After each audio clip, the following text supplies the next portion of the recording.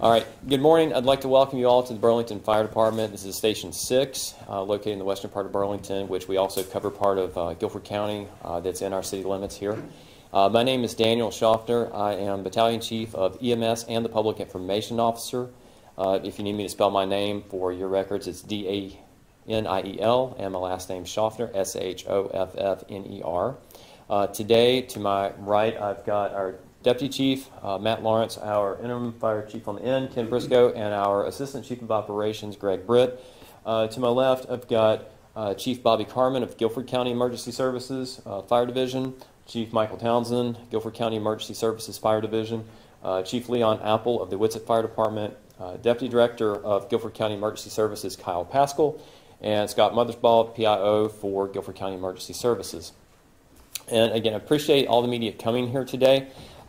As you all are aware, we had an incident Saturday night, and we received a lot of phone calls Saturday night and through the day yesterday, so we felt it best just to bring you all together and provide you information and updates on what had happened and the conditions of the firefighters that were injured at this time.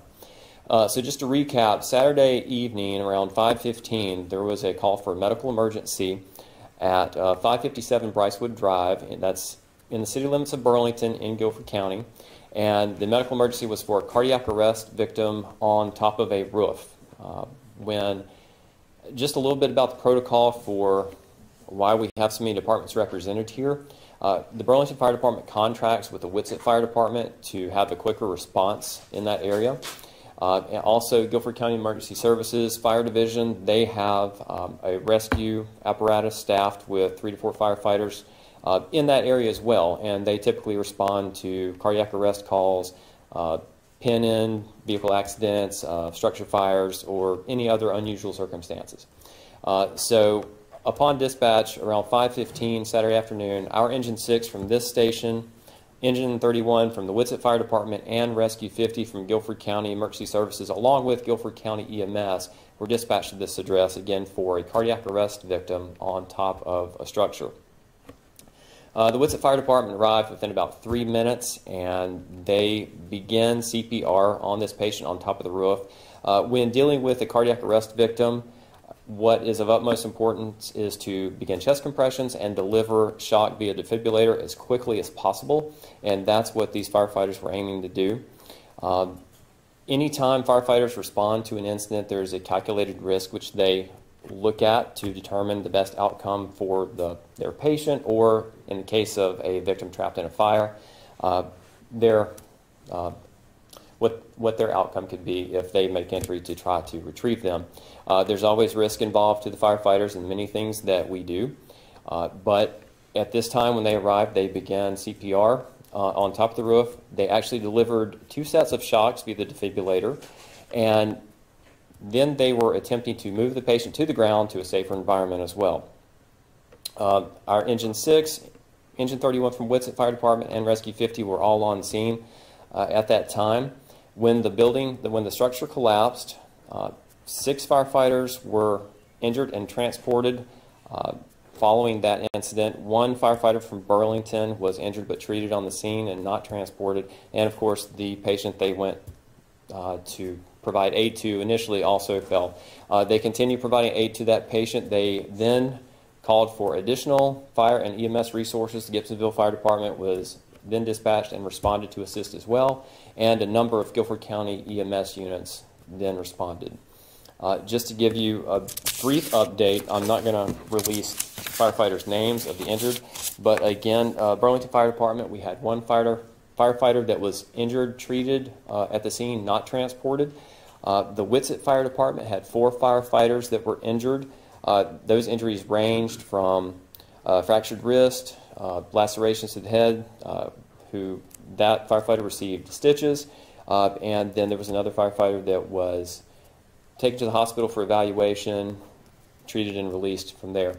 3 of the firefighters were transported to Alamance Regional Medical Center. 3 of the firefighters were transported to Moses Cone. 2 Guilford County Emergency Services firefighters fell and were injured as well. And again, 1 of those remains in the hospital. The other one has been released, and I will allow Guilford County Emergency Services personnel to speak on their behalf. If any of them would like to come up and talk now, I'll step aside or I'll give you the floor. Bobby Carmen, spelling Bobby, Carmen Carmon, interim fire marshal, Guilford County. As Daniel stated, 2 of the personnel injured was from our Rescue 50 unit. They were both transported to Cone Hospital. One was released and not admitted. The other was admitted for his injuries and has since had surgery and is now recovering. He still remains in the hospital there. But we would list him as non-life-threatening but serious injuries at this time. But he's under recovery at this time. The other firefighter said has been released. No major injuries upon review and examination at the hospital. So. Thank you. And now we'd be happy to open up to the media. If you guys have any questions right now of us or any of the agencies up here, we'd be happy to address those. Yeah, I mean, what about the patient? What happened with them during the fall? I'll turn that over to Guilford County EMS since it was an emergency medical call for service, and Deputy Director Pascal can come up and speak to that. Good morning. I'm Kyle Pascal, Kyle I'm the Deputy Director of Guilford County Emergency Services. On Saturday evening, we had an initial call for a cardiac arrest patient who was in cardiac arrest on a roof. We initially sent one of our quick response paramedic units and a paramedic unit out of the city of Greensboro. Upon arrival, that was about the time that the firefighters suffered through the collapse. They had initiated resuscitative efforts prior to our arrival.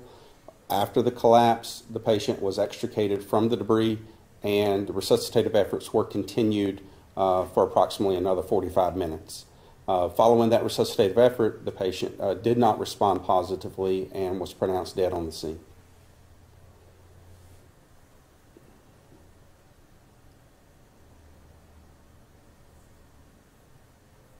Any other questions?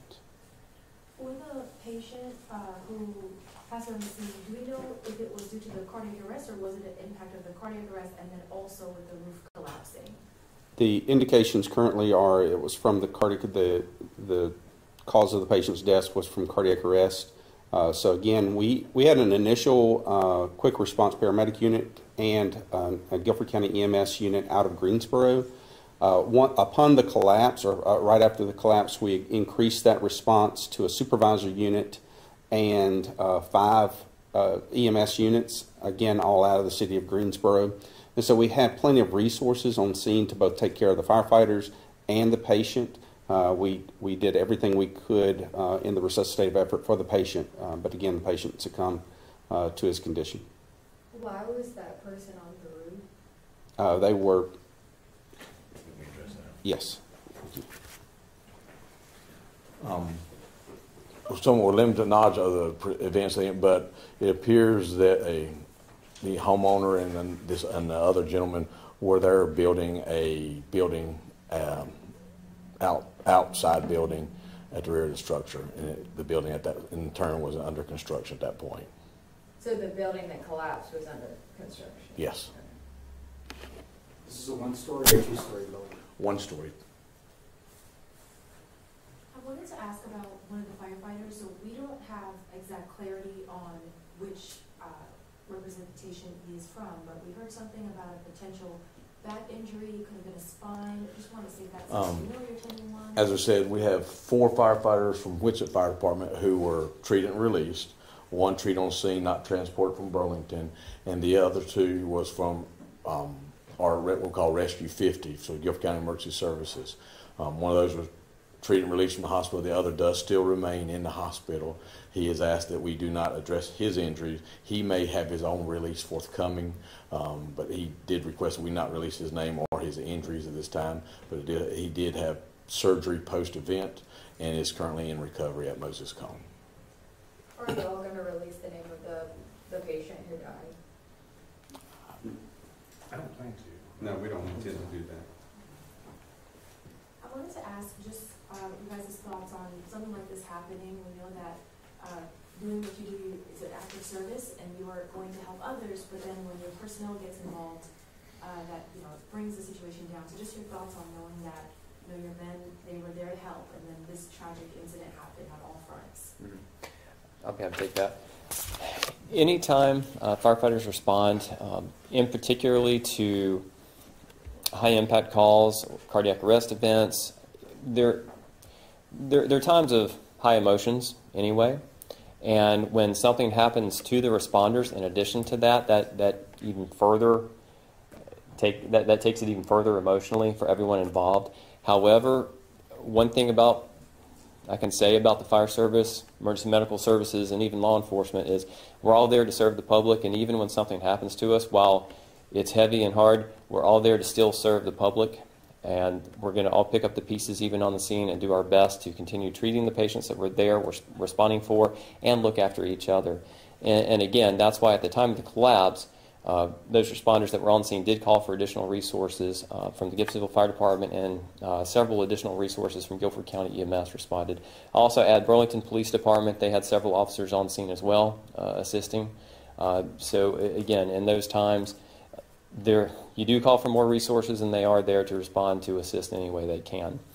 We'll also be further debriefing our folks as well as Guilford County theirs as we go through this week, just because these are traumatic events, not only for the cardiac arrest victim and their family, but the responder community as well when we have people who get injured.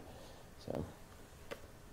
And yes. So, I mean, you guys saw the building, and then you called in for more resources. You may have gone over it. How fast was it for all those resources to get there before you started going up onto the building? I do have some times available for the first arriving units, and then if there's anything further, we can look into that.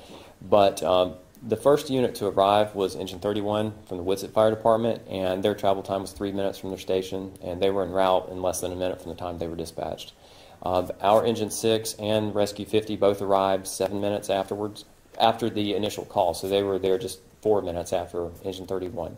And then Guilford County EMS unit arrived about the time that the building collapsed. And again, the fire personnel were attempting to move the patient down to the ground level at that time when the building collapsed. And go ahead. Was there any indication that the building was going to collapse? And I know you mentioned debriefing, but with this with so many people involved, is there any protocols that would be put in place?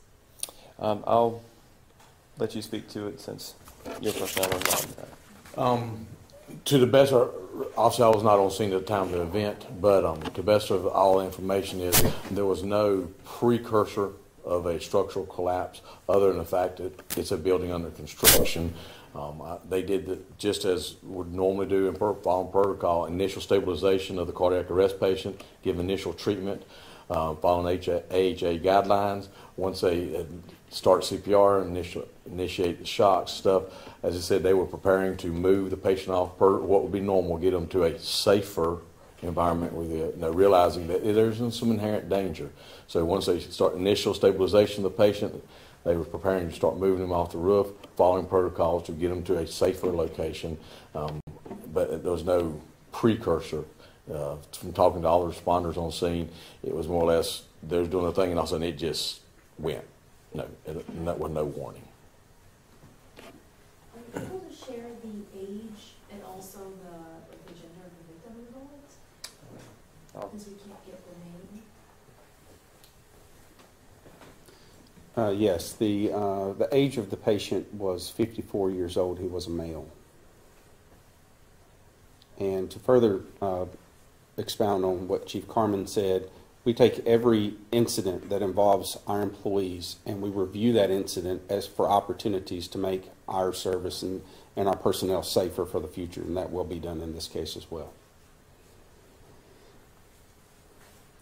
Has there ever been an instance or a scenario where something like this has happened before? Is this like a first of its kind in a way?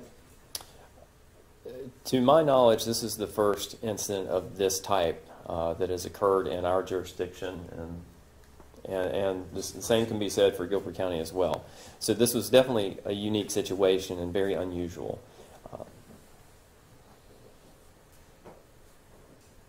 Like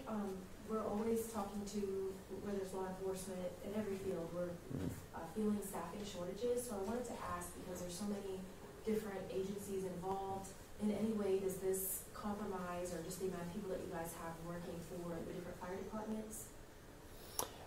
One thing I can say is that everyone, all these departments and agencies were fully staffed on Saturday, so it did not impact that. It obviously does have an impact on some of the personnel being out. I'll turn that over to these other agencies if they would like to speak to how they will address having some personnel out for a period of time. But I can say for the city of Burlington, our firefighter that was injured, he was treated, released on the scene, and back at work, and is at work, will be at work tomorrow as well. So if you would like to speak to that for your personnel. For our personnel emergency services, also, we will have one person who will be out extended. The other person should be returning hopefully in the near future. We do have enough staffing. We are a full paid service there, so we should be able to manage that accordingly. For the Wichita Fire Department, they're a combination of paid and volunteer staffing. It will definitely have some impacts on them. Hopefully, we'll have one returning soon. Should have the other two, and for too long we'll get them back to full staff. But it will have some effect over the next few weeks for them. But at the same time, they are still able to arrange their staff, and there's no reduction of coverage or service to their service as well. So. And just to confirm again, it was 6 people taken to the hospital and then 1 additional person checked out on scene who did not have to be taken to the hospital. So 7 total. 7 firefighters total that were injured, plus the original patient that was there and deceased. Yes, our firefighter from Burlington was treated on the scene and released, not transported. So a total of 6 transported, 3 to Alamance Regional Medical Center, 3 to Moses Cone in Greensboro. I guess my last question is, when you guys were looking at the building, did you understand that there was a risk that it would fall, or was this a complete surprise when it fell? Of course, they looked at it and seen it was a building under construction, but I think the state and the visual acuities was it probably appeared to be in close to a complete state. So I don't know if there's any visual acuities that really would told them there was any structural issues or anything like that upon initial assessment. Obviously, things happen quick. The focus was to the patient on the roof. There was nothing about a structural issue. And I think in appearance, the building would look like it was very much in the last stages of being completed at that time. So, I think you may have touched on this before, but I just want to make sure. How come firefighters and first responders couldn't move the patient first, then treat them? Sure. Well, as I mentioned earlier, when you are responding to a cardiac arrest victim, time is of the essence, and there is some time involved in moving that patient. So the focus upon their arrival was to begin CPR as quickly as possible and deliver shocks via defibrillator as quick as possible, because that is what's going to give the patient the best chance to be resuscitated. And that was the focus of the responders at that time. and further to that, on the rescue side, to remove a patient from a roof is not as simple as just grab and go. So there is equipment, there is mechanisms, and there is again like procedures and policies and so forth to how to get them off the roof safely. The goal, prevent any further injury to patient or any responders. So with that, they were treating immediate life threats for CPR, and at the same time starting to do the preparation and get equipment and the items in place to move them. So if you wait to remove them, you've been multiple minutes before he received appropriate care. So we do not want to delay that care. I have one last. Yes. It was about the patient. Do we know if the patient was a homeowner or if it was someone that they hired? Because the timing is like 5:15, so just wondering if that was like a hired person. Well, we don't know a whole lot of details, but the patient was not the homeowner. I do know that. It's my understanding he was there helping the homeowner. But other than that, I don't know any more details than that. Thank you. Are there any other questions at this time? Okay. I'd like to thank you all again for coming this morning, and we can put out a written summary of this this afternoon. So we appreciate your time And again, if you have any questions, please let us know. Thank you.